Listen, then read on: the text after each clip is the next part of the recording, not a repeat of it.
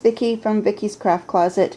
Today I just thought I'd show you what I've been working on those last few weeks, and I got into making little boxes. These are boxes that I got at the dollar store, and they were kind of red with stripes in them, and so I decided I'd buy a few and see what I could do with them. This one here, I had some ceiling wallpaper that I had put in my craft room, and I covered this box up with it, and I used this new Luminaire's paint. So I just kind of touched it with, highlighted it with the paint. Actually, I took the box apart because this here is all one piece, and so I covered this whole one piece with the wallpaper, and then I did the sides. This here little bow here, the flower part is made with, oh, I guess I didn't bring it down. Oh, anyways, it's made with a real pretty lace, and these flowers here was sent to me from Lori Moore from Mooreartfromtheheart. It was a beautiful gift, and I've been using those too. So here's some more lace on the front, and I added beads. I didn't think it needed too much because the paper was so pretty on its own. Then I decorated the inside with, I can't tell you what the name of the paper is. Maybe some of you will know. I stretched the band on the inside because I thought maybe someone could put use that as a note holder. And I finished the inside. So that's my first box. Actually, I did the bottom too. My second box, I did this kind of a Victorian shabby chic type thing. I'm not good at decorating with flowers, but this here is that oh,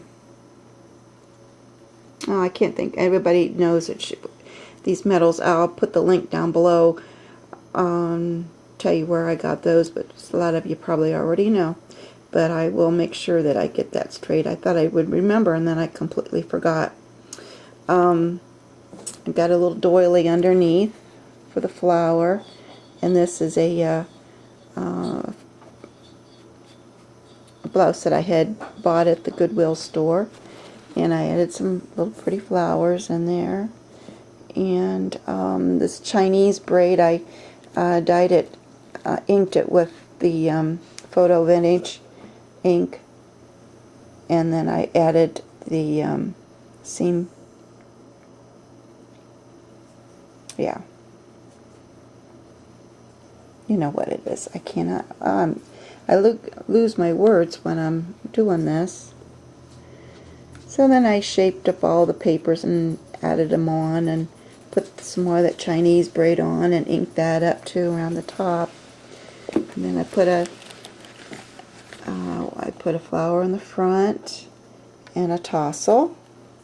And actually, I added some leaves in the inside. It's kind of makes it look like it's been well worn. And it has a magnet.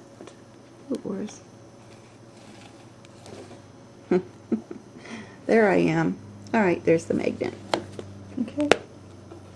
And there's another.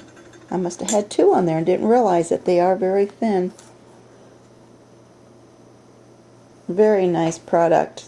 I was really pleased with what I gotten. Okay, then I decided to, you all know, familiar with this type of stuff. I can never remember that either. Well, I decided I wanted to make a flower with it because it was just to do something different. So what I done was, this is what I came up with. It's kind of fluffy. And then I did it actually another different way. So these are done two different ways. So it depends on how fluffy you want them. This one here was done as your traditional way. Is by sewing all the way across your seam, your long stitch across the top, whatever length you want. and you gather it, and then you fold it, you spread it out flat, and you gather it in the back, and it kind of looks like the other flowers that you buy on a rim, buy them on a bolt like this, and you made your own. Okay, now this one here was, I took this, I doubled it over with this little netting. I'm doing this by handheld, as if you all know that. And I stitched the netting together. Just folded it over, and I did a running stitch and gathered it, and it came out real fluffy like this. So this one here, I made these flowers with, and I just gathered them up in a tight little ball, and I just weaved some beads inside, and on the back is this real pretty white lace, which is this one, and I cut each one of these in sections, and I glued them onto the back of a cardboard.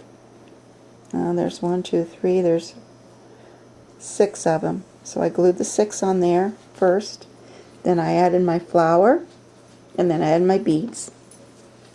Aren't they pretty? I was really pleased with those. Okay, and I did the same thing with this one. Same, gathered, folded and gathered, and then added the beads, wove them in inside and out. This here is a lace trim, but I gathered it the old-fashioned way, and just put the and glued that on the back of a card. So that was some other things that I've been making, and I'm really pleased with those. I think I'll make more of those. I like doing those. Then I thought I'd try and start playing with my poker chips again. And these poker chips have the modeling paste. I painted them white, except for the back. And then I pushed in, before it got dry, I pushed in some beads, and I put some wild orchid craft flowers in. So you can probably work those into some projects I could. And here's one with that color and that color and my pretty yellow. So that's what I did with those. They're very pretty.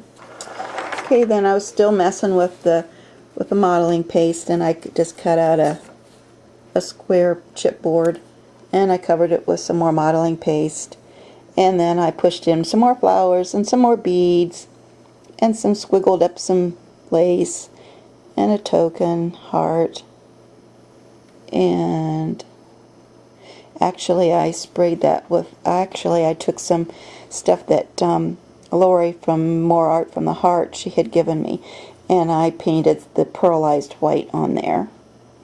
I don't know if you can see, there you can see a little bit of a glimmer. I hope this isn't too dark. I'm doing this on my dining room table. My craft room is really a mess. I didn't feel like cleaning up my area. Here's another one. I just stuck a little metal butterfly in. Same technique. Oh, here's one I really like. It's a teacup. I love teacups and teapots, and so I decided to do one with that also.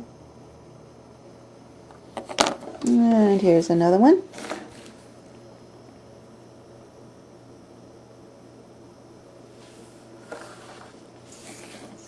And here's another one. This here, actually, I put the lace on there, and I pulled it on the sides so the texture of the modeling paste would pop through, and it gave it a little bit more dimension. And I thought that was kind of fun. And I did the same thing with this one too. This one's not quite as pretty as the rest of them, but it's when I was first playing around with that. Okay, now this here project, excuse my arm, is something I've been looking on. These are some more dominoes to alter. And there are those little books that you make. And this is for my granddaughter. For one of my twins. They're 16. And I always told her she was my sunshine. So, I'll flip it over the other way.